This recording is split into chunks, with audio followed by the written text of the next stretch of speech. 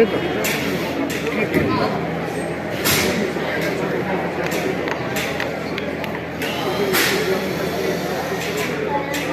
Sí.